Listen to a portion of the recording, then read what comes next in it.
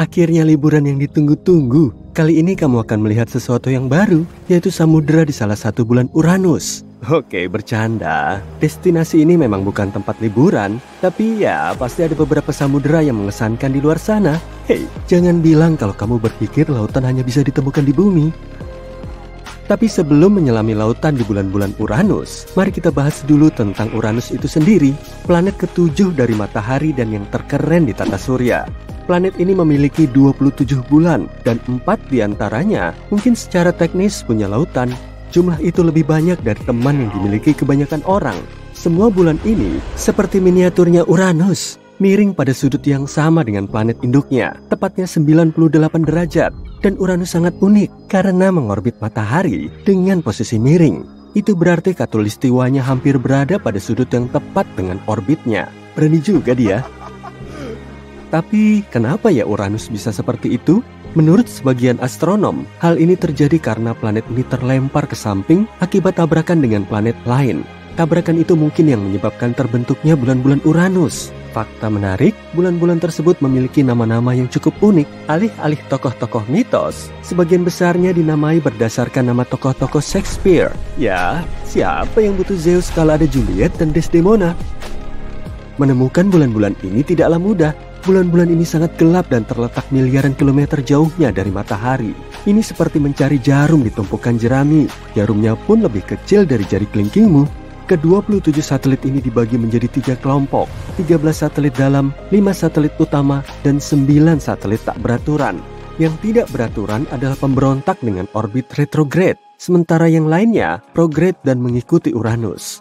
Bulan-bulan besarnya yakni Miranda, Ariel, Umbriel, Titania, dan Oberon, dan semuanya berada di bidang ekuator Uranus dan berbentuk bulat. Semuanya punya kawah, ngarai, dan tebing. Wow! Bulan-bulan ini juga terbentuk dari tumbukan raksasa yang memiringkan Uranus pada porosnya. Itu sebabnya semua bulan itu juga miring. Dan karena kemiringannya itu, bulan-bulan tersebut memiliki siklus musim yang aneh seperti halnya Uranus. Tapi kita belum menemukan semua bulan Uranus. Bulan-bulan kecil yang tidak beraturannya tersembunyi dan sulit dideteksi. Jadi siapa tahu, mungkin masih banyak lagi yang ada di sana. Tapi mari kita bahas hal yang lebih keren lagi, yaitu terbuat dari apa bulan-bulan ini. Kami tidak sepenuhnya yakin, tapi kami pikir bulan-bulan itu terbuat dari batu dan es. Miranda adalah yang paling dingin, sedangkan bulan-bulan bagian dalam mungkin hanya berdebu. Dan yang di luar orbit Oberon, kemungkinan besar itu adalah asteroid yang tertangkap yang bisa jadi berbatu atau es atau entah apa lagi. Tapi inilah yang membedakan bulan-bulan Uranus dengan bulan-bulan lainnya. Semuanya miring seperti Uranus. Sungguh luar biasa. Menjelajahi bulan-bulan ini bisa mengajari kita banyak hal tentang bagaimana dunia samudera terbentuk dan tetap aktif. Titania adalah bulan terbesar di Uranus, tapi ukurannya masih kurang dari setengah ukuran bulan bumi dengan diameter sekitar 1.600 km. Titania juga merupakan bulan terberat ke-8 di tata surya. Namanya diambil dari nama Ratu Peri dalam cerita A Midsummer Night's Dream. Titania berwarna abu-abu dan memiliki beberapa bercak mengkilap yang menurut para ilmuwan adalah embun beku. Titania terbuat dari campuran es dan batuan, sama seperti bulan-bulan lain yang dekat dengan Uranus. Oberon adalah bulan terbesar Uranus berikutnya, dinamai sesuai dengan nama Raja Peri dalam drama Shakespeare. Ukurannya hampir sama dengan Titania dan juga memiliki komposisi setengah es dan setengah batu. Tapi permukaan Oberon jauh lebih berkawah daripada bulan-bulan Uranus lainnya. Umbriel dan Ariel adalah bulan terbesar ketiga dan keempat di Uranus dengan diameter masing-masing 1168 km dan 1156 km. Umbriel dinamai berdasarkan nama roh jahat dalam sebuah puisi kuno dan merupakan bulan paling gelap di antara bulan-bulan besar Uranus. Umbriel hanya memantulkan 16% cahaya yang mengenainya. Para ilmuwan tidak tahu kenapa bulan ini sangat gelap, tapi mereka menduga cincin terang di sekeliling kawahnya mungkin disebabkan oleh endapan es. Ariel adalah yang paling terang di antara bulan-bulan besar Uranus dan memantulkan lebih dari sepertiga cahaya yang mengenainya. Namanya diambil dari nama tokoh dalam puisi pop dan drama Shakespeare. Ariel terlihat seperti bulan termuda karena hanya memiliki beberapa kawah kecil dari tabrakan baru-baru ini. Miranda adalah yang terkecil dari semua bulan besar dengan diameter sekitar 470 km. NASA mengatakan bahwa Miranda terlihat seperti terdiri dari bagian-bagian tubuh yang berbeda, seperti monster Frankenstein. Miranda memiliki 3 fitur besar khas yang disebut corona. Corona ini berkawah ringan dengan punggung bukit dan lembah, dan terpisah dari bagian Miranda yang lebih tua dan berkawah berat dengan batas-batas yang tajam. Miranda juga memiliki ngarai raksasa yang kedalamannya 12 kali lebih dalam dari Grand Canyon. Para ilmuwan tidak tahu kenapa Miranda memiliki fitur-fitur yang berbeda, tapi salah satu teorinya adalah karena Miranda hancur akibat tabrakan besar dan kemudian disatukan kembali dalam keadaan miring. Semua bulan besar Uranus ini terjebak menghadap Uranus sepanjang waktu, sama seperti bulan bumi. Uranus memiliki beberapa fitur yang sangat menarik, tapi sistem cincinnya yang paling menarik. Dan tahu nggak, bulan-bulan si raksasa es ini ternyata punya andil dalam membentuk cincin-cincin itu. Uranus memiliki 13 bulan dalam dan 13 cincin redup, dan semuanya terhubung seperti satu keluarga kosmik yang besar. Cordelia dan Ophelia ibarat penjaga cincin terluar, Epsilon. Kedua bulan gembala ini menjaga semua partikel tetap di tempatnya, dengan Cordelia yang paling dekat dengan permukaan Uranus. Tapi inilah masalahnya. Setidaknya ada 8 satelit kecil lainnya yang berkeliaran di area tersebut, sehingga membuat keadaan menjadi sangat ramai. NASA masih terus mencari cara agar semua satelit itu tidak saling bertabrakan. Bulan-bulan bagian dalam terdiri dari setengah es dan setengah batu, tapi kita tidak tahu banyak tentang bulan-bulan bagian luar. NASA menduga bahwa bulan-bulan itu mungkin hanya asteroid yang terperangkap dalam tarikan gravitasi Uranus. Apapun itu, Uranus dan pasukan bulannya memang luar biasa. Rupanya, bulan-bulan Uranus mungkin memiliki lautan asin yang tersembunyi di bawah permukaan bekunya. Dan yang terjauh dari Uranus, Titania dan Oberon bisa jadi memiliki lautan sedalam 48 km. Itu lebih dalam dari Palung Mariana. Tapi, Ariel dan Umbriel pun bisa jadi punya lautan sedalam 30 km. NASA menggunakan pemodelan komputer yang canggih dan melihat kembali data dari wahana Voyager 2 yang diluncurkan pada tahun 1977 untuk mengetahui susunan dan struktur bulan-bulan ini. Mereka menemukan bahwa Titania cukup besar untuk menyimpan panas internal dan mencegah lautan yang membeku. Tapi, bulan-bulan lain mungkin juga punya kesempatan untuk punya lautan yang hangat. Para peneliti menemukan sumber panas potensial di mantel batuan bulan-bulan itu yang bisa melepaskan cairan panas dan menjaga lautan tetap hangat. Dan kamu tahu, lautan-lautan itu bahkan mungkin cukup hangat untuk mendukung kehidupan. Studi ini juga menemukan bahwa klorida dan amonia kemungkinan besar berlimpah di lautan di bulan-bulan ini. Amonia berfungsi sebagai anti beku, dan garam-garam di dalam air juga bisa membantu menjaga suhu lautan. Nah, kalian mungkin berpikir, bagaimana mungkin bulan-bulan es ini bisa memiliki air yang cair? Ternyata panas internal dan beberapa bahan kimia bisa mewujudkannya. Sebagai contoh, sebuah penelitian mengungkapkan bahwa klorida dan amonia kemungkinan besar melimpah di lautan bulan-bulan ini. Amonia berfungsi sebagai anti beku, dan garam di dalam air juga bisa membantu menjaga suhu lautan. Dan jika bulan-bulan ini benar-benar memiliki lautan, artinya mungkin ada dunia lautan lain di tata surya dan di luar tata surya. Tapi jangan terlalu bersemangat dulu, lautan ini cukup asin. Ada sekitar 150 gram garam untuk setiap liter air. Mungkin tidak lebih asin dari Great Salt Lake di Utah, tapi tetap saja. Adapun bulan terbesar kelima Uranus, Miranda, mungkin pernah punya lautan, tapi mungkin membeku dengan cepat. Kasihan si kecil ini. Bagaimanapun, NASA sedang berpikir untuk mengirim misi ke Uranus agar mempelajari lebih lanjut tentang planet es raksasa ini dan bulan-bulannya. Mereka menamainya Uranus Orbiter and Probe, UOP. Kedengarannya seru banget nih. Jadi ya, secara teknis, mungkin tidak hanya ada 4 atau bahkan 5 samudra, tapi masih banyak yang harus dipelajari dan dijelajahi. Baru-baru ini para astronom menemukan 3 planet bumi super yang berpotensi mengorbit bintang katai oranye yang jaraknya cukup dekat. Istilah bumi super digunakan untuk menggambarkan planet di luar tata surya yang masanya lebih besar daripada massa bumi, tapi masanya di bawah massa planet es raksasa di tata surya, Uranus dan Neptunus. Sweta Dalal dari University of Exeter menemukan bahwa planet-planet tersebut mengorbit bintang HD 48498 yang jaraknya sekitar 55 tahun cahaya dari bumi. Planet-planet tersebut mengitari bintangnya masing-masing dalam waktu 7, 38, dan 151 hari bumi. Studi menjelaskan temuan ini muncul di jurnal MNRAS pada tanggal 24 Juni 2024. Yang paling keren, kandidat eksoplanet terluar ini mengorbit di zona Lake Huni bintang induknya. Kondisi di sana mungkin cukup nyaman untuk keberadaan air dalam wujud cair di permukaan tanpa mendidih atau membeku.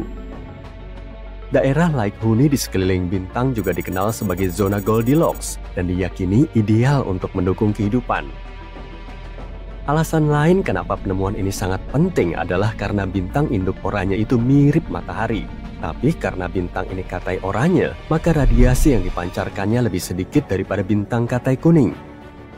Bintang ini juga merupakan sistem planet terdekat yang memiliki planet bumi super di zona Lake Huni bintang serupa matahari. Penemuan ini bisa membantu kita melangkah maju dalam pencarian planet Lake Huni di sekitar bintang serupa matahari. Siapa tahu planet ini akan menjadi rumah baru kita suatu hari nanti.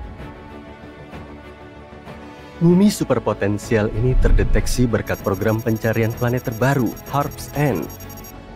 Selama 1 dekade, tim yang terlibat dalam penelitian ini telah mengumpulkan hampir 190 pengukuran presisi tinggi dengan menggunakan peralatan khusus. Dengan menganalisa spektrum cahaya yang datang dari sebuah bintang, para astronom bisa mengetahui apakah bintang tersebut bergerak ke arah kita yang dikenal dengan nama blue shift atau menjauhi kita yang disebut red shift. Dan untuk memastikan bahwa temuan mereka benar, tim menggunakan berbagai metode dan analisis komparatif.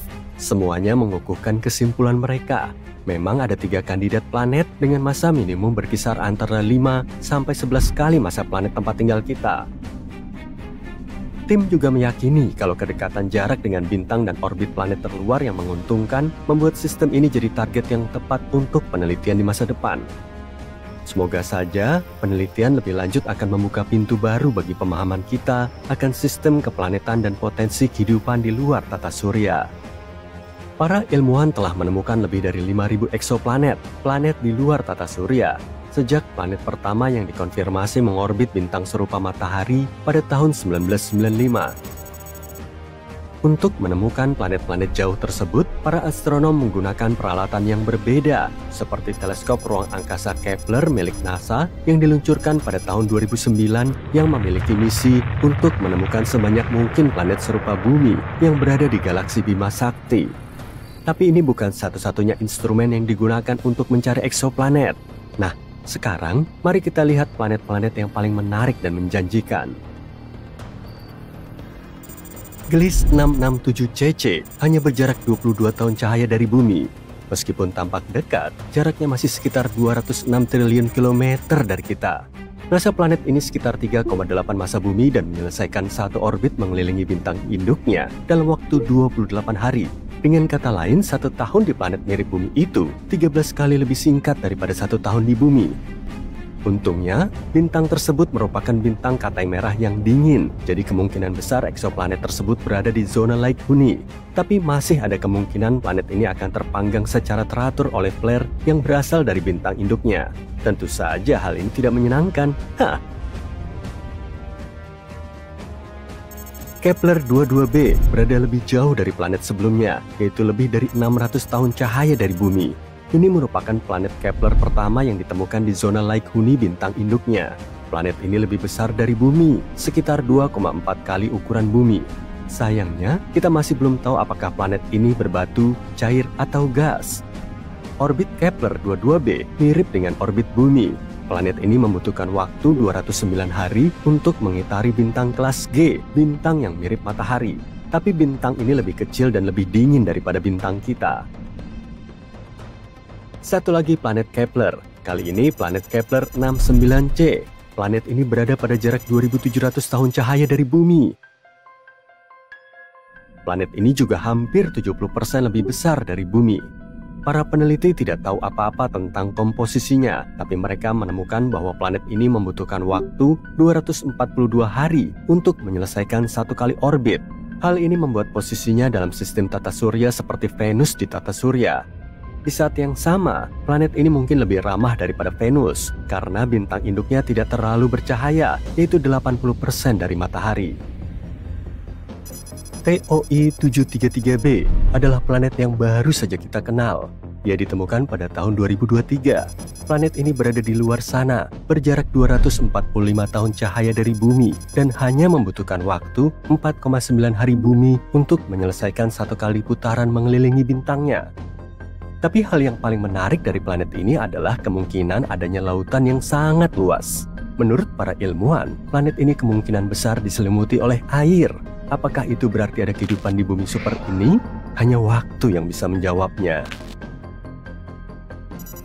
GJ1214b terletak 40 tahun cahaya dari bumi.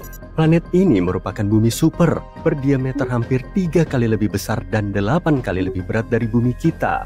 Planet ini mengorbit bintang katai merahnya lebih cepat dari kecepatan kalian menonton serial favorit kalian, menyelesaikan satu putaran penuh setiap 38 jam. Tapi bukan hanya ukuran atau orbitnya saja yang membuat planet ini luar biasa. Di sana cukup panas, dengan suhu yang bisa mencapai 232 derajat Celcius. Tapi yang paling keren adalah planet ini hampir tenggelam dalam air. Suhu yang mendesis dan tekanan yang sangat tinggi di JJ1214b menciptakan beberapa material dingin seperti es panas dan air superfluid. Superfluiditas adalah sesuatu yang terjadi pada helium cair ketika ia hampir sedingin mungkin. Di bumi, air benar-benar tidak bisa menjadi superfluida karena air membutuhkan suhu yang sangat rendah dan tekanan di luar batas untuk melakukan trik itu. Tetap saja superfluid tidak begitu berguna, bahkan jika kamu mencobanya, kamu hanya akan mengalami dehidrasi. Planet superbumi yang paling dekat dengan kita ditemukan pada tahun 2016 dan dinamai Proxima Centauri b. Planet ini hanya berjarak 4 tahun cahaya dari bumi dan memiliki massa yang sangat mirip dengan bumi. 1 tahun di Proxima Centauri b sangat singkat. Planet ini hanya membutuhkan 11,2 hari untuk mengelilingi bintang pusatnya. Para ilmuwan menemukan dunia ini setelah melihat bintang induknya sedikit bergoyang-goyang. Mereka tidak yakin apa yang sebenarnya terjadi di sana sampai mereka menyadari bahwa gravitasi Proxima Centauri b mungkin menghasilkan tarikan, dan tarikan tersebut yang menyebabkan goyangan. Meskipun berada di zona light huni bintang induknya, Proxima Centauri, eksoplanet ini terpapar radiasi ultraviolet yang sangat kuat. Semua itu terjadi karena jaraknya yang sangat dekat dengan bintang induknya. Selain itu, tidak ada satupun teleskop yang saat ini bekerja dan menjelajahi eksoplanet yang diposisikan dengan cukup baik untuk menangkap cahaya dari atmosfer bumi super. Banyak hal yang masih menjadi misteri bagi kita, meskipun kita berbicara tentang planet yang dekat. Planet bumi super TOI 715b mengorbit bintang katai merah, bintang yang lebih kecil dan lebih dingin dari matahari. Saat ini bintang-bintang seperti itu masih menjadi kandidat utama untuk menemukan planet like huni yang mengitari bintang tersebut. Planet batuan mini itu memiliki orbit yang jauh lebih dekat daripada planet yang mengitari bintang seperti matahari. Karena katai merah itu kecil dan dingin, planet-planet itu tidak memiliki risiko apapun ketika mengitari bintang lebih dekat. Para ahli mengatakan bahwa TOI 715b mungkin pernah memiliki atmosfer yang lebih tebal daripada atmosfer Neptunus. Dan saat ini planet ini mungkin sedang berada dalam masa transisi di mana ia kehilangan atmosfernya. Untuk memastikan dugaan ini, para ilmuwan perlu melakukan penelitian lebih lanjut dan mungkin akhirnya mereka bisa mengetahui apakah planet ini merupakan planet berair dan memiliki permukaan. Sekarang ini Enceladus bulan es Saturnus dianggap sebagai salah satu tempat yang paling menjanjikan untuk mencari kehidupan di luar bumi. Para ilmuwan baru saja mendeteksi unsur terakhir dari 6 unsur yang dibutuhkan untuk terbentuknya kehidupan, yaitu fosfor. Unsur yang paling langka ini ditemukan di lautan Enceladus. Unsur langka ini membantu menyuburkan tanah di bumi. Tapi kadar mineral ini di lautan tersembunyi di bulan yang jauh itu kemungkinan 100-1000 kali lebih tinggi dibanding di lautan bumi. Ini mungkin karena lautan di Enceladus kaya akan karbonat mirip dengan air soda. Dan air soda ini kemungkinan melarutkan fosfat di dalam batuan di Enceladus. Penemuan baru ini juga menandakan kalau di bulan es Saturnus lainnya seperti Titan, airnya juga mungkin mengandung fosfor. Kenapa para ilmuwan sangat antusias dengan mineral ini? Itu karena fosfat, senyawa yang mengandung fosfor yang merupakan komponen penting bagi kehidupan di bumi. DNA, RNA, dan membran sel mengandung fosfor, tapi di antara 6 unsur yang dibutuhkan untuk kehidupan, yaitu karbon, hidrogen, nitrogen, oksigen, fosfor, dan belerang, fosfor menjadi yang paling jarang ditemukan. Pada tahun 2004, wahana Cassini memasuki debu dari cincin terluar kedua Saturnus yang disebut cincin E. Cincin ini terdiri dari butiran-butiran es yang dilontarkan Enceladus. Dan ketika mempelajari butiran-butiran es ini menggunakan Cosmic Dust Analyzer milik Cassini, para peneliti berhasil mendeteksi fosfor. Enceladus adalah bulan terbesar ke-6 Saturnus. Ukurannya tidak terlalu besar, hanya berdiameter 505 km. Ukurannya cukup kecil untuk muat di Arizona.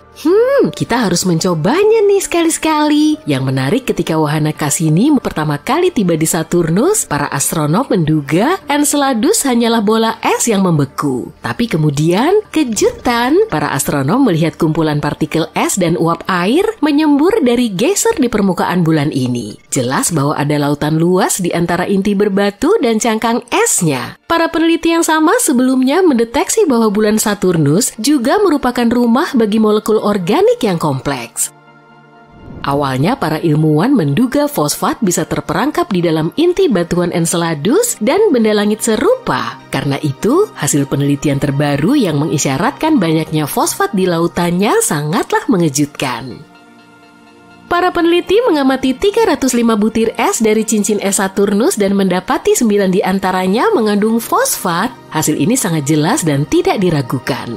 Ini sangat penting karena beberapa waktu lalu, fosfin, sebuah senyawa hidrogen dan fosfor, diyakini ada di awan Venus, tapi belum ada yang berhasil menemukan bukti untuk mendukung teori ini. Sedangkan di Enceladus, ini tidak ada perdebatan dan fosfat benar ada di sana.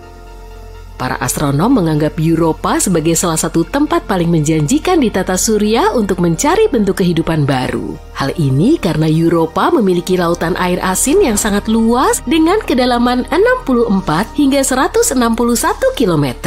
Iya, lautan ini tersembunyi di bawah lapisan es yang diperkirakan setebal 16-32 km.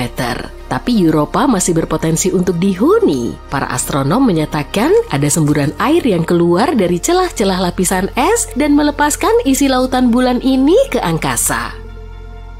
Tentu saja akan sangat sulit bagi misi pencarian kehidupan untuk mengakses area sedalam itu. Sisi baiknya, para ilmuwan telah memiliki beberapa bukti adanya kolam yang jauh lebih dangkal yang mungkin berada lebih dekat dengan permukaan Europa. Kolam-kolam itu mungkin berada kurang dari 1,6 km di bawah es. Ada 2 hal menarik dari temuan ini. Pertama, ini memperkuat kemungkinan adanya kehidupan di Europa, dan kedua, jika memang benar, ini akan mempermudah misi-misi di masa depan untuk menemukan kehidupan jika memang ada. Selanjutnya ada Titan, bulan terbesar Saturnus. Ukurannya lebih kecil dan gravitasinya lebih lemah dari bumi, tapi ia masih mengingatkan kita pada planet kita. Seperti halnya di bumi, nitrogen mendominasi atmosfernya. Titan adalah satu-satunya tempat di tata surya yang juga memiliki danau dan sungai. Badan-badan air ini tersusun dari hidrokarbon, metana, dan etana. Ada juga lautan air di bawah permukaan. Tapi letaknya sangat dalam dan belum ada yang tahu apakah lautan ini bersentuhan dengan sesuatu dari permukaan. Jika iya, air di lautan ini bisa menjadi penyokong kehidupan setelah bercampur dengan unsur kimia yang kompleks di permukaan. Tapi Enceladus dan bulan-bulan es lainnya bukanlah satu-satunya tempat di tata surya yang mungkin bisa atau pernah dihuni kehidupan. Pada tahun 2003, Mars Express, wahana antariksa yang diluncurkan oleh Badan Antariksa Eropa, menemukan metana di atmosfer Mars. Di planet kita, sebagian besar gas metana di atmosfer dihasilkan oleh makhluk hidup, misalnya oleh ternak yang mencerna makanan dan mengeluarkan gas. Akan tetapi para ilmuwan menduga metana di atmosfer Mars relatif stabil selama sekitar 300 tahun. Lalu pada tahun 2006, metana hampir seluruhnya lenyap dari planet merah. Dan itu terjadi 600 kali lebih cepat dari model yang diperhitungkan para peneliti. Pertanyaannya, apa atau siapa sih yang menghasilkan gas ini dan kemana perginya? Misteri Mars lainnya adalah mikroba yang mungkin tertidur di bawah permukaan Mars. Di sana mereka mungkin terlindung dari radiasi ganas yang berasal dari luar angkasa selama jutaan tahun. Para ilmuwan menyimulasikan kondisi di Mars di laboratorium untuk memeriksa apakah hal itu mungkin terjadi. Dan mereka takjub saat mengetahui bakteri bisa dengan mudah bertahan hidup dalam kondisi seperti itu selama 280 juta tahun. Wah, umur yang sangat panjang. Artinya jika memang ada kehidupan di Mars, kita bisa menemukan buktinya di bawah permukaannya dengan mengebor tanah planet ini. Saat ini tidak ada air yang mengalir di Mars dan sel atau spora akan mengering. Ditambah lagi suhu permukaan Mars mirip dengan suhu es kering. Dengan kata lain, Mars benar-benar membeku. Tapi mungkin ada 6 jenis bakteri dan jamur yang hidup di bawah tanah di planet merah. Jenis yang paling mungkin ditemukan dijuluki konensi bakteri karena sifatnya yang tangguh. Tapi hanya waktu yang bisa membuktikannya. Jika tidak menemukan kehidupan di luar bumi di tata surya, kita mungkin bisa mencarinya di eksoplanet, sebutan untuk planet di luar tata surya. Beberapa di antaranya tampak sangat menjanjikan loh. Eksoplanet yang paling dekat dengan bumi adalah Proxima Centauri b, jaraknya hanya 4,2 tahun cahaya dari bumi. Baru-baru ini para astronom mendapati bahwa planet ini lebih mirip bumi daripada dugaan awal. Ukurannya hanya 17% lebih besar dari planet tempat tinggal kita. Planet ini mengorbit bintang yang lebih redup dan lebih kecil daripada matahari. Proxima Centauri b berada di tengah-tengah zona layak huni bintangnya. Artinya ada kemungkinan air dalam wujud cair dan kehidupan ada di planet ini. Tampaknya eksoplanet ini terkunci pasang surut dengan bintang induknya karena hanya salah satu sisinya yang menghadap ke arah bintang dan sisi lainnya selalu berada dalam kegelapan. Para ilmuwan belum mengetahui apakah planet ini memiliki atmosfer. Planet ini berada sangat dekat dengan bintangnya dan menyelesaikan 1 kali orbit dalam waktu 11 hari bumi. Radiasi dari bintangnya mungkin menarik udara di planet tersebut. Jika demikian, Proxima Centauri b kemungkinan besar tidak memiliki air dalam wujud cair di permukaannya. Gliese 832c berjarak 16,2 tahun cahaya dari bumi. Dalam skema kosmik, ini sangat dekat. Masa eksoplanet ini 5 kali lipat masa bumi dan berada lebih dekat dengan bintang induknya. Itu sebabnya 1 tahun di planet ini hanya berlangsung selama 36 hari. Tapi karena bintang ini merupakan katai merah yang jauh lebih dingin dan redup dibanding matahari, Gliese 832c menerima cahaya dan panas yang sama dengan planet kita. Di saat yang sama, masih belum jelas apakah planet ini mirip dengan bumi. Planet ini mungkin memiliki atmosfer jauh lebih tebal yang menciptakan pemacuan efek rumah kaca. Fenomena ini terjadi ketika sebuah planet menyerap lebih banyak panas dari bintang induknya dibandingkan dengan panas yang dilepaskannya ke angkasa. Artinya, Gliese 832c lebih mungkin menyerupai Venus yang sangat panas daripada bumi yang relatif sejuk. Hei, ini bukan masalah buatku. Kemungkinannya kita akan menemukan kehidupan di luar bumi di tahun 2035. Dan tidak perlu pergi ke galaksi yang sangat jauh, Bima Sakti kita penuh dengan lingkungan yang sangat cocok. Tapi, jangan terlalu bersemangat dulu. Yang kita bicarakan di sini adalah mikroba atau penanda kimiawi, bukan humanoid hijau seperti di film-film Hollywood. Meskipun begitu, ketika kita akhirnya menemukan jejak kehidupan, hal itu akan mengubah cara pandang kita tentang tempat kita di alam semesta. Teleskop antariksa Kepler milik NASA menemukan sesuatu yang luar biasa. Hampir semua bintang memiliki planet dan banyak di antaranya yang mungkin bisa dihuni. Planet batuan seperti Bumi dan Mars bahkan lebih banyak ditemukan di galaksi kita daripada planet gas raksasa seperti Saturnus dan Jupiter. Selain itu, kita juga sudah tahu kalau galaksi kita sangat kaya akan air. Ada air di awan antar bintang tempat bintang-bintang dan planet-planet terbentuk, di piringan-piringan debu di sekeliling bintang-bintang lain, di komet-komet, pokoknya di mana-mana. Namun, yang paling sulit adalah menemukan kehidupan itu sendiri. Idealnya, untuk menemukannya kita harus mendarat di setiap planet di luar angkasa dan benar-benar memeriksa di bawah setiap batu. Namun, berkat penelitian terbaru, setidaknya kita bisa mempersempit pencarian ke planet-planet yang berpotensi layak huni. James Webb Space Telescope, teleskop super canggih yang diluncurkan ke ruang angkasa pada tahun 2021, sedang melakukan penelitian.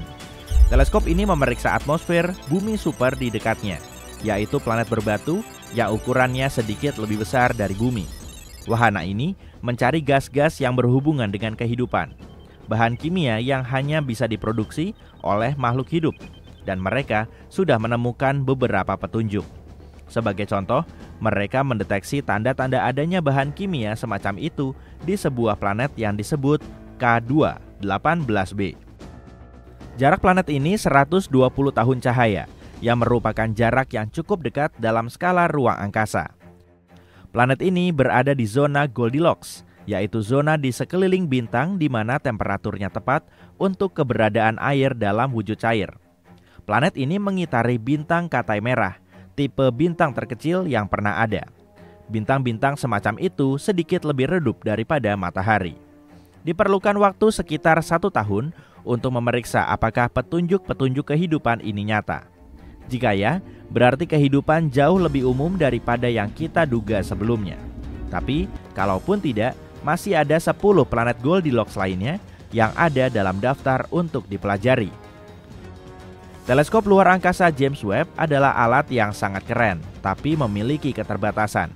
Teleskop ini tidak bisa mendeteksi planet-planet kecil yang mirip bumi karena ukurannya. Untuk mengatasinya, NASA berencana untuk meluncurkan alat lain, teleskop survei inframerah bidang lebar. Teleskop ini akan lebih baik lagi dalam mendeteksi planet-planet seperti itu dan bahan kimia yang berhubungan dengan kehidupan. Dan juga ada proyek SETI. SETI adalah singkatan dari Search for Extraterrestrial Intelligence. Proyek ini telah berburu makhluk luar angkasa sejak tahun 80-an. Mereka juga percaya bahwa kita akan menemukan tanda-tanda kehidupan dalam 10 tahun ke depan. Belum lama ini, mereka memulai sebuah proyek yang sangat besar dan keren. Proyek ini dinamakan COSMIC dan menggunakan serangkaian teleskop radio di New Mexico. Kalian mungkin pernah melihatnya di film Contact.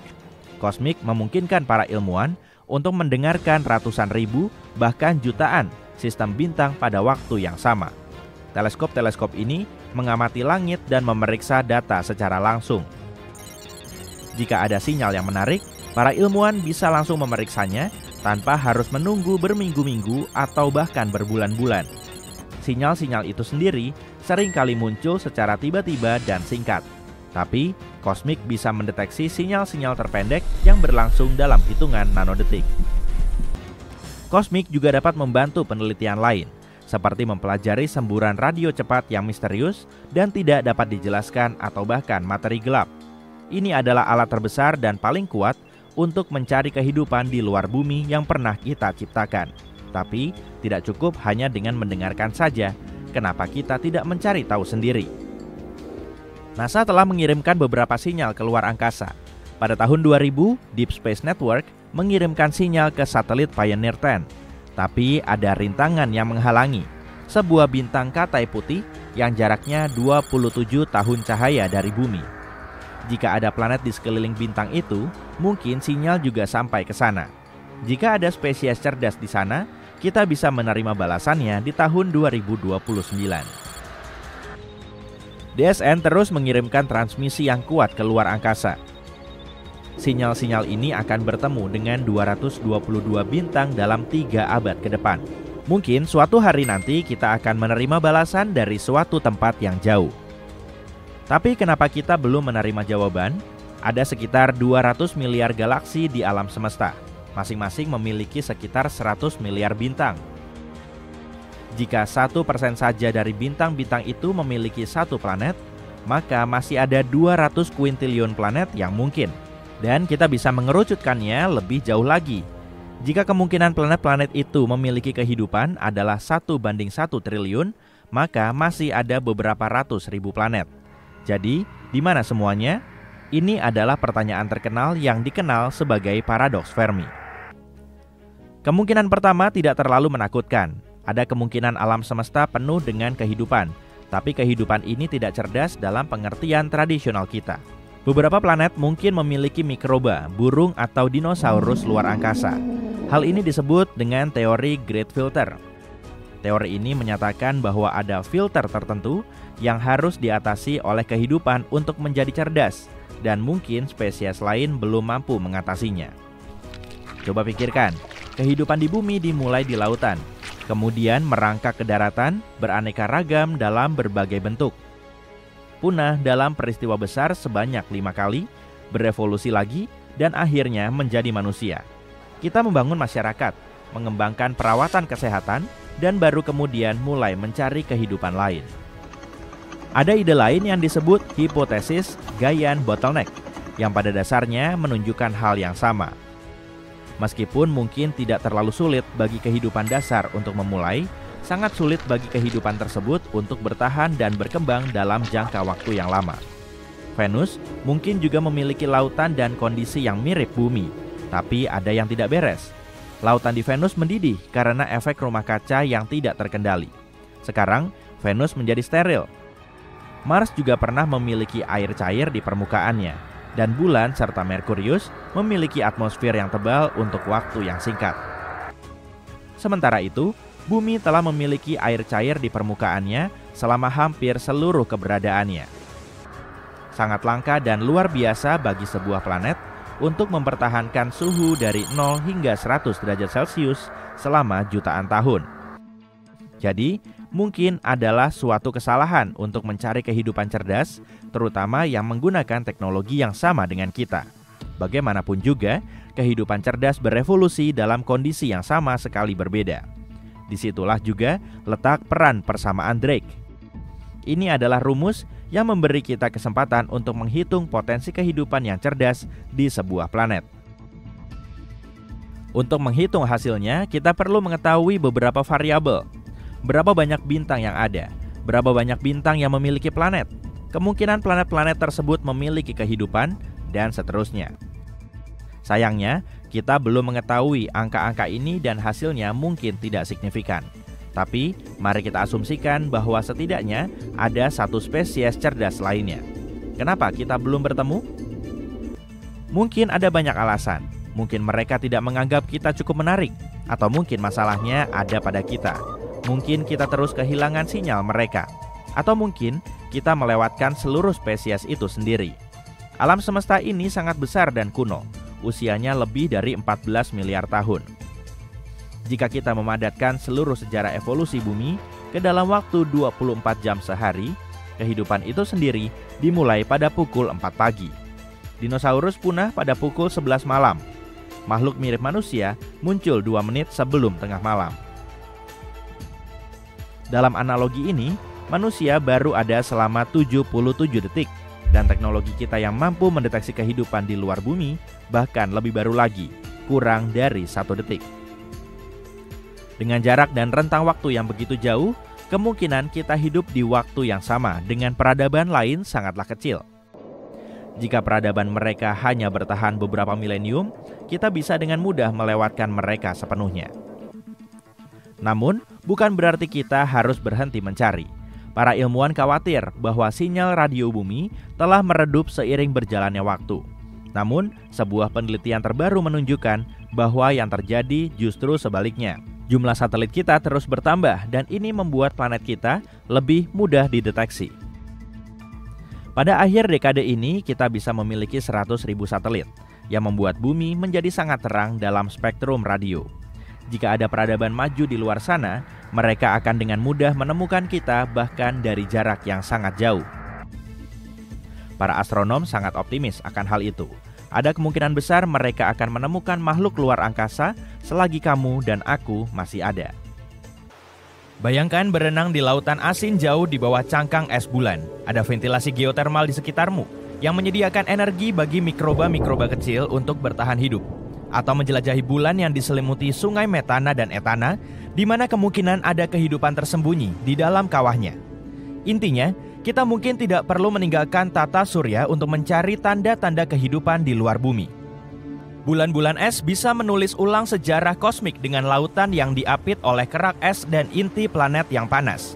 Hal yang tidak terduga terjadi pada tahun 2005. Ketika mengunjungi Saturnus, wahana Cassini terbang menembus kabut air sangat tipis. Kabut air itu menyembur ke angkasa melalui celah-celah di permukaan Enceladus, salah satu bulan Saturnus yang diselimuti es. Dan air itu menyembur dengan kecepatan luar biasa, yakni 1290 km per jam. Cassini tidak dirancang untuk mengambil sampel air, tapi tetap saja para ilmuwan sangat senang bisa menjumpai temuan semacam itu. Mereka mengembangkan misi baru yang fokus pada bulan-bulan es di area terluar tata surya. Di planet tempat tinggal kita, air adalah sumber kehidupan yang kita kenal.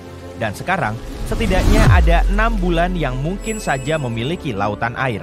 1 mengorbit Neptunus, 2 mengitari Saturnus, dan 3 mengelilingi Jupiter. Para ilmuwan mempelajari lingkungan ekstrim di planet kita untuk memahami dan memandu pencarian kehidupan di luar bumi. Ambillah contoh seperti ventilasi vulkanis di laut dalam dan danau beku di Antartika. Keduanya bisa memberitahu kita lebih banyak tentang kondisi seperti apa yang bisa menunjang kehidupan di planet lain. Misi-misi ini dipimpin oleh tim ahli dari berbagai institusi yang tergabung dalam Network for Ocean Worlds. Mereka berharap bisa menemukan kehidupan di luar bumi. Ayolah, kita butuh teman baru. Jadi, halo Europa. Bayangkan bulan beku dipenuhi pegunungan ganda yang melintang di permukaannya seperti bekas luka. Baru-baru ini para ilmuwan menemukan sesuatu yang menarik, yaitu kemungkinan adanya genangan air dangkal di Europa, tepat di bawah permukaan esnya. Pegunungan ini sangat mirip dengan yang ditemukan di lapisan es Greenland.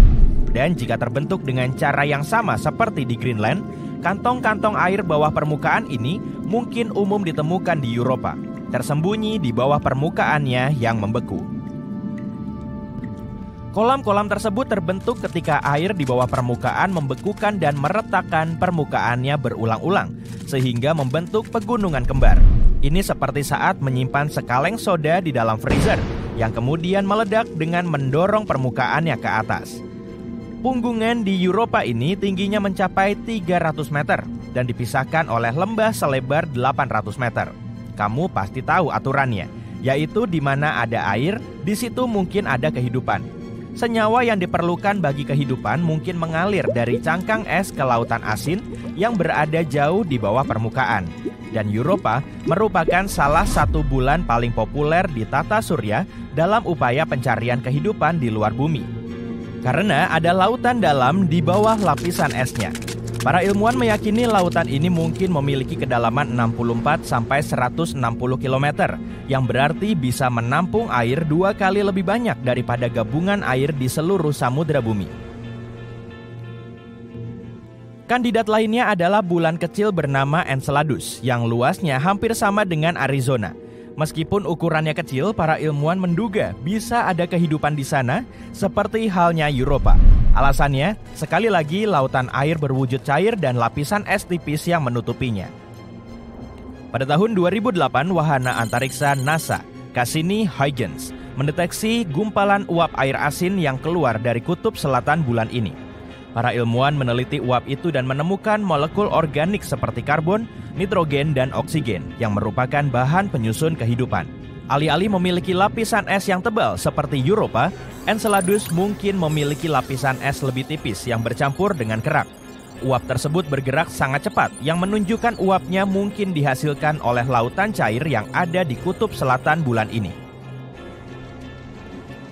Para ilmuwan percaya di Enceladus terdapat proses di mana uap air naik dari permukaan, lalu turun lagi dan berubah kembali menjadi cair. Dan proses ini sudah berlangsung selama ratusan ribu tahun. Pergerakan ini bisa membantu mendistribusikan molekul organik yang menurut para ilmuwan penting bagi kehidupan. Jadi ada kemungkinan makhluk hidup kecil merayap di suatu tempat di Enceladus. Bumi adalah tempat yang luar biasa dan ada banyak faktor yang membuatnya bersahabat dengan kehidupan yang kita kenal. Tapi dalam mencari kehidupan di luar bumi, kita tidak bisa berasumsi semua tempat di tata surya harus punya semua faktor tersebut untuk bisa menemukan tanda-tanda kehidupan. Salah satu tempat yang paling menjanjikan adalah Ganymede, bulan terbesar di tata surya. Warnanya abu-abu dan dipenuhi kawah. dan sekilas terlihat membosankan. Tapi jangan biarkan penampilannya menipumu. Baru-baru ini kita menemukan ada uap air di atmosfernya. Dan ada yang lebih dari sekedar air. Di bumi kita punya banyak faktor menyenangkan dan berguna lain yang menjadikannya cocok bagi kehidupan. Kita punya medan magnet yang melindungi kita dari radiasi berbahaya. Dan bulan besar yang memicu pasang surut air laut untuk mencampur lautan. Kita juga punya lautan cair yang dalam dan daratan dengan berbagai ketinggian yang menciptakan berbagai lingkungan bagi kehidupan untuk berkembang. Ganymede juga memiliki beberapa faktor ini. Medan magnet ada. Ditambah lagi Ganymede adalah bulan terbesar Jupiter. Jadi gaya pasang surut juga ada di sana. Ganymede terkunci pasang surut terhadap Jupiter, yang berarti selalu memperlihatkan sisi yang sama pada si raksasa gas. Tapi, meskipun jaraknya sangat dekat dengan Jupiter, Ganymede masih bisa berotasi pada porosnya setiap 7 hari.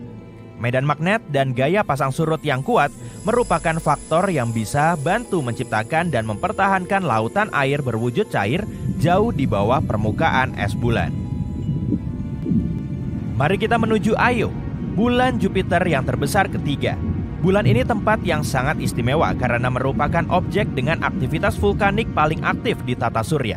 Ya, ada lebih dari 400 gunung berapi aktif yang menyemburkan gas dan materi-materi lainnya. Hal ini bantu menciptakan atmosfer gas tipis yang sebagian besar terdiri dari sulfur dioksida dengan sedikit oksigen. Banyaknya gunung berapi juga membuat beberapa bagian di Io menjadi sangat panas, bahkan bisa mencapai 1650 derajat Celcius. Beberapa area lainnya sangatlah dingin, mencapai minus 130 derajat Celcius. Kehidupan hampir tidak bisa berkembang dalam kondisi ekstrim seperti itu. Ditambah lagi, Io tidak memiliki air atau bahan kimia organik, serta mengorbit di dalam cincin radiasi yang berbahaya. Tapi, para ilmuwan percaya mungkin ada kehidupan di Io pada masa lalu. Mungkin juga dalam bentuk lain yang belum kita ketahui saat ini. Kehidupan itu mungkin juga masih ada di sana, jauh di bawah permukaan Io. Beberapa simulasi menunjukkan Io terbentuk di area dengan banyak air dalam wujud cair, yang jika dibarengi dengan panasnya bisa menopang kehidupan. Tapi kehidupan apapun di permukaannya pasti musnah akibat radiasi setelah hanya 10 juta tahun. Jadi jika ada kehidupan di Io, kemungkinan besar berada jauh di bawah tanah, aman dari semua radiasi berbahaya di permukaannya. Seperti orang-orang yang membangun kota di film-film apokaliptik, bersembunyi dari apapun yang ada di permukaan. Jadi untuk memeriksanya, kita perlu mengirim wahana antariksa khusus untuk mencarinya. Tapi membuat wahana yang bisa mendarat di Io dan mengebor cukup dalam untuk menemukan kehidupan sangatlah sulit. Dan kita belum sampai di tahap itu. Mars adalah planet yang sudah banyak dipelajari oleh para ilmuwan. Mereka meyakini planet merah ini dulunya memiliki air berwujud cair dan danau air tawar di permukaannya. Itu jauh lebih baik daripada yang ada sekarang, yaitu hanya tudung es di kedua kutubnya. Tapi mungkin saja ada senyawa organik di keraknya.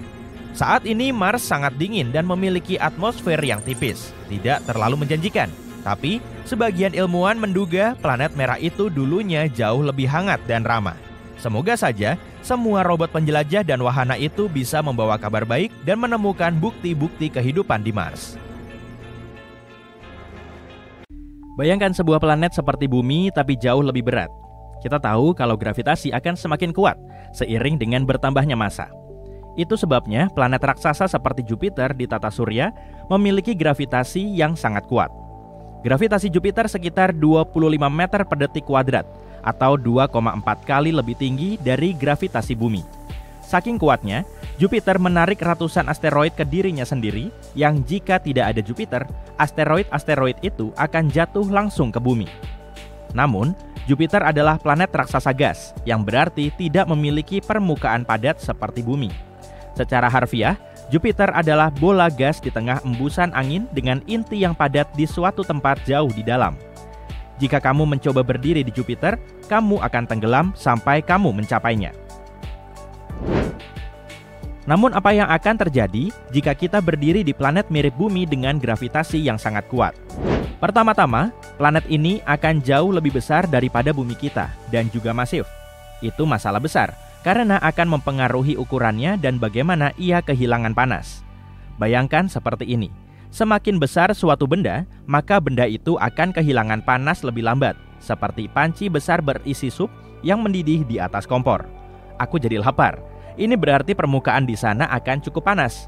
Kamu bisa membayangkan gurun pasir atau planet sabana. Bentang alamnya akan berbeda secara umum.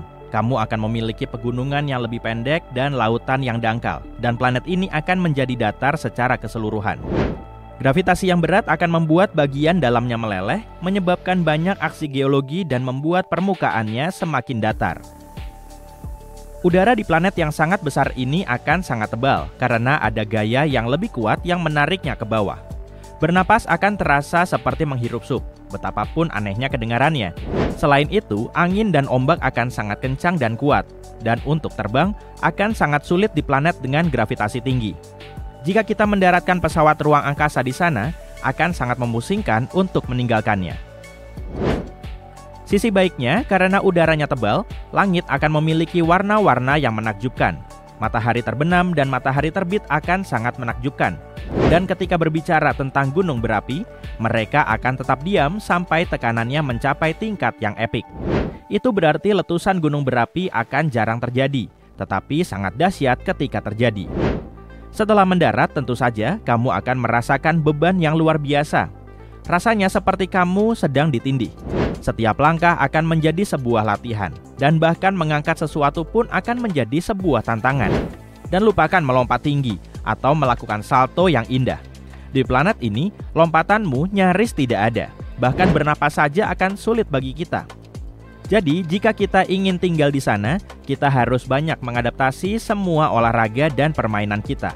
Dan mendaki salah satu gunung yang pendek akan terasa seperti menaiki tangga yang tak berujung. Bangunan juga harus pendek dan kokoh, seperti menara kecil yang jongkok. Bangunan yang tinggi bisa dengan mudah runtuh karena beban gravitasi. Dan di planet seperti itu, sedikit saja jatuh bisa berarti bencana. Jadi, penghuninya sebagian besar adalah makhluk berkaki empat yang kokoh, yang memastikan mereka tetap stabil dan dekat dengan tanah. Jadi, makhluk apapun yang tinggal di sini harus dibangun dengan tangguh. Contoh terbaiknya adalah Elcor dari Mass Effect. Mereka adalah spesies asli dari dunia gravitasi tinggi Dekuna. Ketika harus berjalan-jalan, makhluk ini harus memilih antara stabilitas dan penghematan energi. Kaki yang lebih sedikit akan sangat bagus untuk menghemat energi. Dalam hal ini, mereka akan bergerak seperti pendulum yang berayun, tetapi mereka tidak akan sangat stabil. Kaki yang lebih banyak memiliki efek sebaliknya. Mereka juga membutuhkan paru-paru yang besar untuk bernapas, jantung yang kuat untuk memompa darah melawan gravitasi, dan tulang yang sangat padat. Pembuluh darah mereka bahkan mungkin memiliki otot seperti arteri kita. Dan dengan banyaknya oksigen di sekitar mereka, karena atmosfer yang tebal, makhluk-makhluk ini bisa tumbuh sangat besar.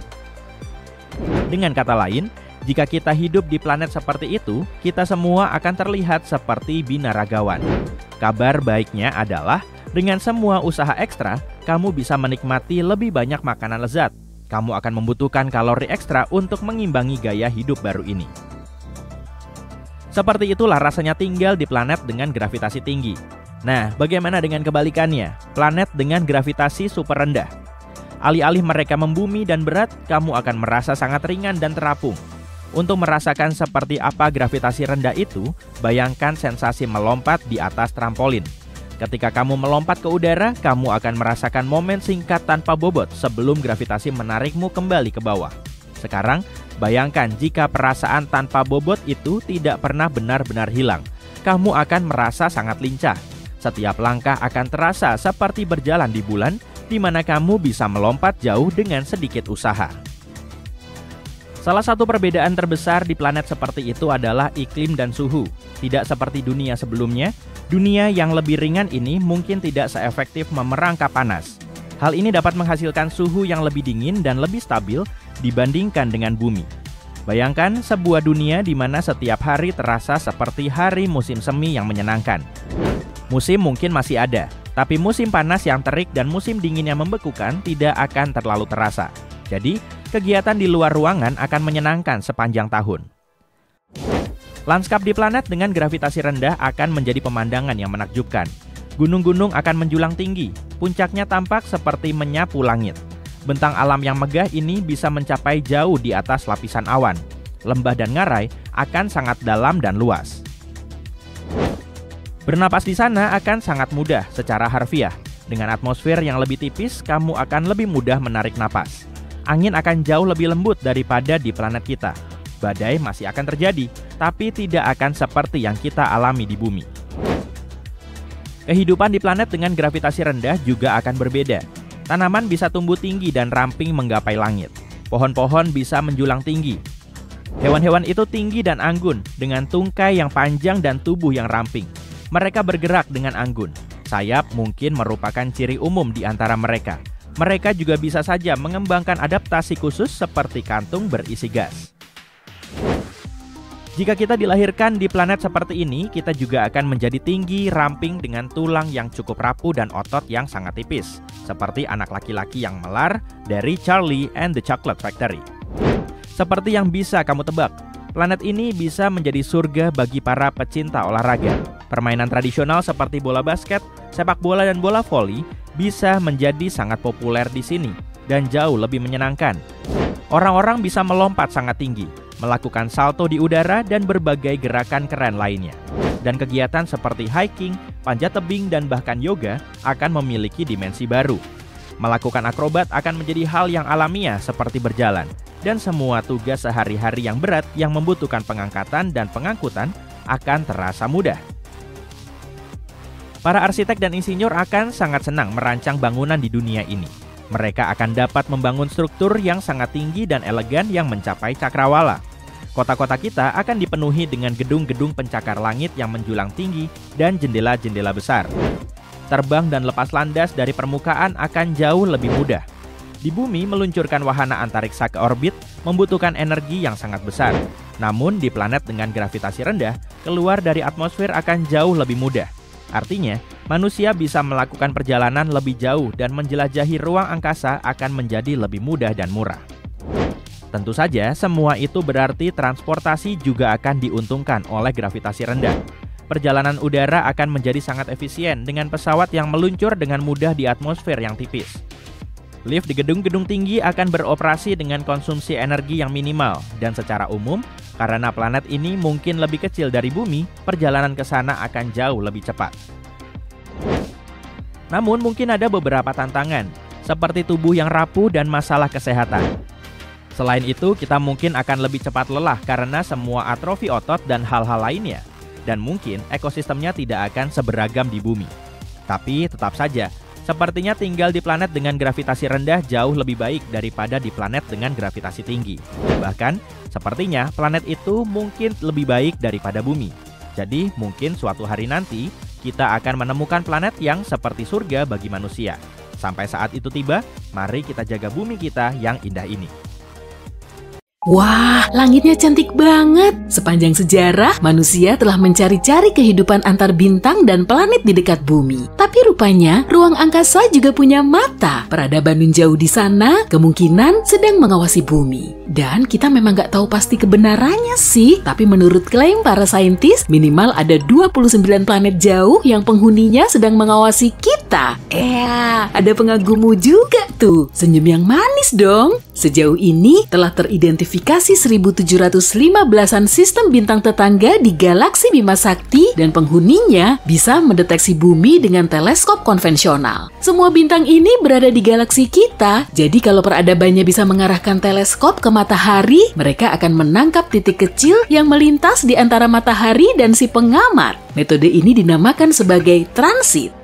Biasanya transit digunakan untuk mendeteksi planet dalam astronomi. Kita juga bisa loh mengamati fenomena ini dari rumah secara langsung cuma dengan teleskop. Arahin aja teleskopnya ke matahari, kemudian tunggu. Ada Merkurius tuh, planet yang paling dekat dengan matahari ini cuma kelihatan sebagai titik kecil. Proses transit Merkurius bisa berlangsung minimal selama 5 jam. Dan fenomena ini bisa terjadi sampai 14 kali dalam seabad. Transit berikutnya diperkirakan akan berlangsung pada tanggal 13 November 2032. Catat di kalendermu ya, biar kamu nggak ketinggalan. Kita juga bisa melihat Venus, planet kedua dari matahari. Tapi karena jaraknya lebih jauh dari Merkurius, transitnya juga lebih jarang. Terakhir, planet ini teramati pada tahun 2004 dan 2012. Transit berikutnya diperkirakan akan terjadi pada tahun 2117 dan 2125. Wah, masih lama banget ya. Penghuni sistem bintang ini kemungkinan bisa mengamati bumi. Tapi teleskop jarak jauh punya mekanisme lain. Sebetulnya si pengamat nggak akan bisa mendeteksi titik hitam dengan matahari berada di belakangnya. Teleskop ini akan mengukur kecerahan matahari kita, dan saat posisi bumi mulai berada di antara matahari dan si pengamat, teleskop akan mendeteksi intensitasnya akan menurun karena planet kita menghalangi cahayanya. Saintis dari peradaban di luar bumi kemudian akan mampu memanfaatkan penurunan intensitas cahaya matahari untuk menghitung ukuran planet kita.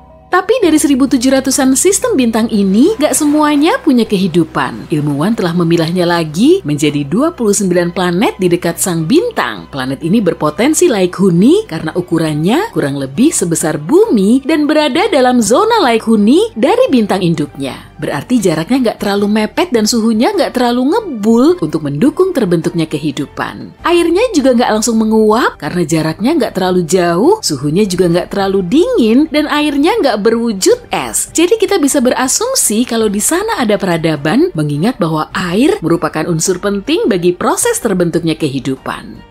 Menurut teori, penghuni planet ini bisa melihat transit bumi selama 5.000 tahun terakhir. Saat manusia di bumi sedang membangun piramida Giza dan Stonehenge, makhluk di luar sana kemungkinan telah mengamati nenek moyang kita. Salah satu dari planet ini cuma berjarak 11 tahun cahaya dari bumi, tepatnya di dekat bintang Ross 128 alias Katai Merah di rasi bintang Virgo. Di situ ada eksoplanet berukuran 2 kali lebih besar dari bumi yang termasuk dalam zona laik huni. Menurut teori, penghuni planet ini bisa melihat transit bumi secara rutin selama 2000 tahun. Tapi sekitar 900 tahun yang lalu, posisinya telah tergeser. Planet lain sejauh 12,5 tahun cahaya berada di dekat bintang induk T-Garden. Dari sini, transit bumi bisa teramati dan penghuninya bisa mengamati kehidupan kita selama 29 tahun. Pengamatan para ilmuwan juga tertuju pada sistem bintang TRAPPIST-1. Di dalamnya terdapat sekitar 7 eksoplanet hampir mirip dengan tata surya kita, dan 4 di antaranya berada dalam zona laik huni dari bintang induknya. Tapi penghuninya nggak bisa mengamati bumi hingga 16 abad lagi. Meski begitu, kita masih bisa nyoba berinteraksi dengan semua planet ini karena jaraknya cukup dekat dan bisa menangkap sinyal radio dari bumi. Gelombang radio bisa menembus ruang angkasa dengan kecepatan cahaya, dan planet kita telah memancarkan sinyal radio secara non-stop sejak tahun 1895. Jadi, bumi kita sangat bising dengan spektrum radionya. Kalau ada planet yang dihuni peradaban cerdas dalam jarak 125 tahun cahaya, sinyal radio kita pasti sudah sampai di tujuan. Tapi masalahnya, kita juga perlu nunggu hampir selama itu untuk mendapat balasannya. Belum lagi, mereka cuma memanfaatkan sinyal radio dalam waktu yang relatif pendek. Saat ini pun, kita lebih banyak memakai Bluetooth dan serat optik daripada radio, kecuali untuk laporan lalu lintas. Lama-lama semua sinyal radio ini juga akan lenyap. Peradaban di luar bumi yang menggunakan komunikasi radio pasti memiliki teknologi maju. Tapi bisa juga kehidupan di luar angkasa sana jauh berlainan dari asumsi kita. Sinyal radio sudah sampai di planet tersebut, tapi penghuninya nggak bisa menerimanya. Dan saat mereka bikin antena untuk menerima sinyal radio kita malah sudah nggak memancarkannya lagi. Meski begitu, para ilmuwan terus berupaya untuk mengirim sinyal radio terenkripsi ke ruang angkasa agar bisa berkomunikasi dengan peradaban di luar bumi. Pada tahun 1974, mereka telah mengirim pesan Arecibo ke medium antar bintang. Kalaupun memang ada peradaban yang memahami pesan itu, mereka akan melihat bentuk kotak seperti ini. Di dalamnya terdapat semua informasi tentang manusia. Yang teratas berisi sistem nomor kita, lalu ada nomor atom, kemudian DNA kita, beserta gambar untainya di bagian bawah. Yang ini gambar manusia, di bawahnya ada gambar tata surya kita. Dan posisi bumi, planet ketiga di tata surya kita, nggak sejajar dengan planet lain. Dengan begini mereka akan tahu kalau pesan ini berasal dari bumi. Di bawahnya terdapat diagram teleskop radio Arecibo. Sebagai alternatif, pesan ke planet nun jauh di sana bisa dikirim melalui surat biasa yang diangkut dengan probe luar angkasa. Metode ini juga sudah dilakukan. Voyager 1 dan Voyager 2 diluncurkan pada tahun 1977 dan masih beroperasi sampai sekarang. Pada tahun 2012, Voyager 1 menjadi objek buatan manusia pertama yang berhasil sampai di medium antar bintang. Voyager 1 terbang ke bintang jauh sambil membawa pesan yang terekam dalam piringan emas. Piringan ini berisi salam dalam 55 bahasa di seluruh dunia. Ada juga musik dari berbagai penjurunya, serta berbagai bunyi-bunyian seperti bunyi lautan, suara manusia, dan suara hewan. Selain itu, ada 116 foto yang termuat di dalamnya, termasuk foto manusia dan lanskap bumi. Gambar tersebut juga memuat informasi soal matahari dan DNA kita. Di wadah piringan itu, terdapat petunjuk beserta jarum untuk memutar rekamannya. Ada juga peta pulsar galaksi kita agar astronom dari peradaban di luar bumi bisa menemukan tata surya kita. Tapi metode seperti ini punya kelemahan utama pada waktu. Voyager 1 akan sampai di destinasi pertamanya, yaitu bintang Gliese 445 dalam waktu 40.000 tahun. Lalu Voyager 2 akan tiba di bintang Ross 248 dalam waktu 42.000 tahun. Dan selama sekitar 296.000 tahun, Voyager 2 akan melintasi Sirius, bintang paling terang di langit malam. Lama banget.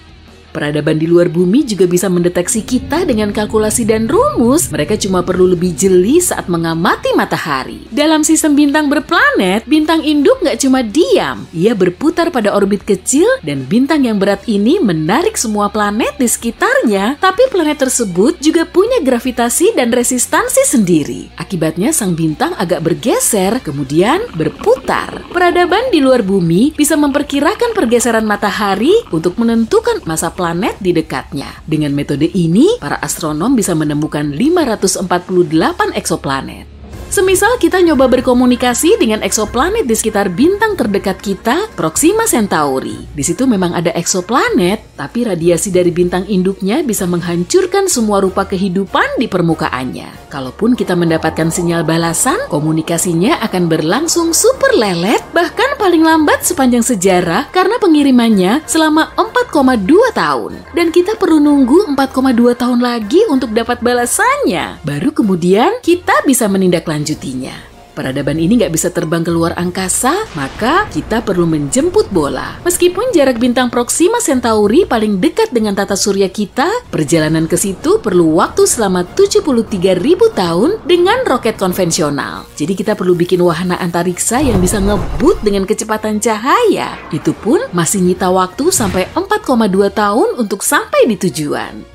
Semisal nih, kita beneran nemu kehidupan di luar bumi yang berlokasi di seberang Bima Sakti. Galaksi kita ini berdiameter 100.000 tahun cahaya. Jadi kita perlu waktu 100.000 tahun untuk melintasinya. Mungkin kita perlu mematahkan hukum fisika atau mengangkut semua peradaban manusia ke dalam pesawat luar angkasa raksasa yang akan terbang melintasi bintang selama ribuan tahun. Dan saat diluncurkan dari bumi, cuma kru pertama yang paling tangguh yang nantinya bisa melihat sistem bintang lain dari jendela pesawat luar angkasa. Hei, geser dikit dong, aku kan juga pengen lihat keluar. Gravitasi Jupiter menghancurkan sebuah komet besar, dan itu tidak cukup menghentikan sang monster antariksa. Bencana besar pun terjadi. Pecahannya tidak tersebar, melainkan berbaris dan bergegas menuju Jupiter layaknya rangkaian kereta api. 21 fragmen berdiameter hingga 1,5 km meluncur menembus atmosfer Jupiter. Bola api berkecepatan 60 km per detik membombardir cangkang planet ini. Area di sekitar memanas hingga 27.800 derajat Celcius. Itu lebih tinggi daripada suhu di atmosfer atas matahari dan 312 kali lebih panas dibandingkan suhu yang kamu butuhkan untuk merebus telur. Aku jadi nggak lapar lagi. Dampaknya seperti batu yang dilempar ke kolam. Fragmen meteorit membentuk lubang raksasa di permukaan Jupiter. Zat-zat dari atmosfer yang lebih rendah pun bergerak naik. Proses ini menghasilkan energi yang luar biasa. Aliran api yang super panas tersembur ke stratosfer. Monster-monster ini meninggalkan asap bersinar sepanjang 3.000 km. Itu lebih besar dari jarak antara New York dan Texas. Memar gelap muncul di titik benturan. Ukurannya hampir sebesar bumi. Komet Shoemaker-Levy 9 adalah nama sang penembus atmosfer Jupiter itu. Tabrakan objek antariksa ini terjadi pada Juli 1994. Dunia ilmiah dibuat terkesima. Untuk kali pertama dalam sejarah manusia, bencana sebesar ini berhasil diamati. Serangan itu menimbulkan pertanyaan penting bagi para astronom. Kenapa Jupiter nasibnya buruk?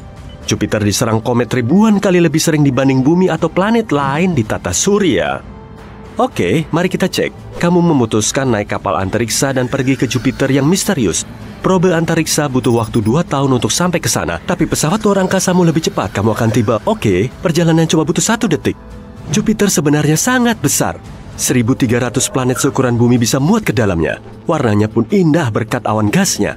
Planet ini tidak punya permukaan padat, tapi ada noda aneh di permukaannya. Bentuknya mirip mata besar yang bisa memuat 3,5 bumi. Ini badai yang mengerikan. Tingginya 10 kali Everest dan anginnya berhembus hampir 500 km per jam. Badai ini sudah berlangsung selama 350 tahun. Kamu takkan selamat jika naik mobil, tapi untungnya kamu naik pesawat luar angkasa. Jika semua planet di tata surya bergabung menjadi satu planet super, objek baru ini masih 2,5 kali lebih kecil dari Jupiter. Ukuran besar juga memengaruhi gravitasi. Pesawat luar angkasa menggunakan Jupiter sebagai batu loncatan untuk melompat. Gravitasi planet ini meningkatkan kecepatan penerbangan dan membantunya mencapai target lebih cepat. Gravitasi mengubah planet ini menjadi magnet bagi komet, asteroid, dan puing-puing antariksa berbahaya. Jupiter adalah pahlawan supernya luar angkasa. Perisai gravitasinya menerima atau membelokkan monster antariksa yang terbang ke tata surya bagian dalam. Dinosaurus mungkin tidak setuju, tapi kita akan membahasnya nanti. Bagaimana jika Jupiter tiba-tiba ditelan mesin vakum raksasa? Cuma satu hal yang pasti, kita akan punya masalah besar. Tanpa perisai raksasa ini, ribuan komet dan asteroid akan menyerang planet kita jauh lebih sering. Sebagian besar akan terbakar di atmosfer atau karena ukurannya nggak terlalu besar jadi nggak ngaruh ke kita. Tapi ada juga komet dan asteroid yang lebih besar, yang begitu bertabrakan dengan bumi, kamu bisa berpamitan dengan semua kehidupan di sini. Misalnya pada tahun 2009, sebuah benda langit menabrak Jupiter. Memar yang ditinggalkan seukuran Samudra Pasifik. Seram jika membayangkan jejak seperti apa yang akan ditinggalkannya di planet kita. Kemungkinan besar bumi akan berubah jadi bola api. Tapi penelitian terkini dari para astronom menunjukkan bahwa Jupiter juga tidak terlalu baik. Sebaliknya, Jupiter adalah planet jahat berketapel yang menembakkan komet ke bumi. Seorang fisikawan memakai simulasi komputer. Dia menemukan bahwa Jupiter punya kecenderungan membelokkan dan mengirimkan komet ke bumi. Raksasa ini menarik benda yang berpotensi berbahaya, tapi tidak melulu melindungi kita. Jupiter sudah berkali-kali mencoba menghancurkan planet kita. 66 juta tahun lalu, objek antariksa berukuran 16 km menabrak bumi. Energi dari tabrakan membuat permukaan bumi terbakar. Gempa bumi dan tsunami besar terjadi. Hujan berapi turun dari langit di bumi. Jutaan ton puing dan debu menyebar di atmosfer. Sinar matahari pun menjadi terhalang. Musim dingin nuklir dimulai. Bencana ini menyebabkan kepunahan dinosaurus. Para ilmuwan menamai penjahat luar angkasa ini sebagai penabrak Chicxulub. Simulasi komputer para ilmuwan di Universitas Harvard menunjukkan dari mana asalnya. Chicxulub bukanlah asteroid, melainkan komet. Berarti intinya bukan batu dan logam, melainkan es, debu, dan gas beku. Agak mirip bola salju kotor yang terbang menembus luar angkasa. Meteorit ini awalnya tak mengincar bumi, tapi Jupiter mengubah jalurnya. Komet itu pun dilempar ke arah kita. Pada tahun 1770, komet Lexell muncul di dekat bumi. Planet kita dan objek ini hanya terpisah jarak 2,2 juta kilometer. Agak dekat dalam hitungan luar angkasa. Komet Lexell lebih dekat ke bumi dibanding komet lain dalam sejarah manusia. Objek ini bisa menghentikan kehidupan di bumi. Komet ini terbang terlalu dekat ke Jupiter, dan planet raksasa itu menangkap dan mengirimnya ke kita. Jelas ini bukan aksi terpuji dari pahlawan super yang bertugas melindungi tata surya. Setelah 3 tahun, komet itu melewati kita. Terbang 2 kali mengitari matahari dan kembali ke Jupiter seperti bumerang. Kali ini raksasa itu mendorong komet ini keluar dari tata surya. Tapi jangan salahkan Jupiter. Para ilmuwan meyakini tanpa planet gas raksasa ini kehidupan di bumi kemungkinan besar takkan pernah ada. Jupiter mengirim meteorit ke arah bumi yang membawa molekul organik dan air. Meteorit ini ibarat fondasi kehidupan awal di bumi. Tak ada yang tahu kalau komet datang dengan bawaan berharga tanpa Jupiter dan gravitasi berbahayanya. Kalau kamu terbang jauh dari bumi ke tengah tata surya, kamu akan melihat matahari. 8 planet terbang mengitari bintang ini. Ada sabuk berisi lebih dari 1 juta asteroid di antara Mars dan Jupiter. Satu teori mengatakan pada awal-awal keberadaan tata surya hanya matahari yang ada di sini. Awan batu dan debu mengelilinginya. Partikel-partikel ini menarik satu sama lain dan membentuk planet dalam jutaan tahun. Jupiter tidak menginginkan tetangga baru. Gravitasi kuatnya mencegah bebatuan dan debu bersatu menjadi planet. Semua tetap berbentuk asteroid dan berkumpul dalam bentuk sabuk di dalam tata surya. Jika semua asteroid ini bergabung menjadi satu planet, akan ada objek kosmik yang beratnya hanya 4% massa bulan. Sebelumnya, sabuk ini padat asteroid. Tapi gravitasi Jupiter melemparkan 99% asteroid itu ke antariksa. Bukan cuma Jupiter yang berperan dalam perkembangan kehidupan di bumi. Penolong utama kita adalah bulan, satu-satunya satelit alam bumi. Jupiter punya 79 satelit dan setiap tahun jumlahnya makin bertambah. Jupiter juga dikelilingi cincin, tapi tidak seindah Saturnus dan tidak terlalu terlihat. Cincin ini terdiri dari partikel hitam kecil. Ini adalah debu yang dikeluarkan meteorit keluar angkasa setelah bertabrakan dengan bulan-bulan Jupiter. Bulan bertanggung jawab atas pasang surut laut bumi. Bulan mengatur kehidupan lebah, ikan, burung, dan amfibi. Bahkan kamu merasakan pengaruh bulan setiap harinya. Mengubah kecerahan cahaya bulan akan memengaruhi tingkat melatonin di otakmu. Hormon ini bertanggung jawab atas ritme sirkadian yang penting untuk tidur sehat. Bulan muncul berkat malapetaka lain sama seperti mayoritas objek antariksa lainnya. Jutaan tahun lalu, bumi mirip bola lava panas. Tidak ada air atau udara. Bumi hanya diselimuti karbon dioksida dan nitrogen. Saat itu, planet lain seukuran Mars masa kini menabrak bumi. Para ilmuwan menyebutnya Theia. Dengan kecepatan 14.000 km per jam, Theia menabrak bumi. Dampaknya begitu luar biasa, melemparkan jutaan ton bahan keluar angkasa. Puing-puing itu berkumpul menjadi bola yang kini dikenal sebagai bulan. Para ilmuwan sudah hampir memecahkan misteri bulan, tapi mereka belum tahu apakah ada inti solid di tengah Jupiter atau Jupiter cuma sub panas kental yang mengambang di luar angkasa. Jupiter punya lautan terbesar di tata surya yang terbuat dari hidrogen cair, bukan air. Jika ukurannya 80 kali lebih besar, Jupiter akan berubah menjadi bintang yang cerah. Jupiter adalah tempat unik yang takkan pernah dihuni manusia. Tekanan di dalam planet ini 2 juta kali lebih besar daripada permukaan bumi. Suhu ekstrim dan tekanan itu akan merusak setiap pesawat luar angkasa yang masuk terlalu jauh. Jadi sepertinya Jupiter hanya akan melindungi dan menjaga kita dari jauh.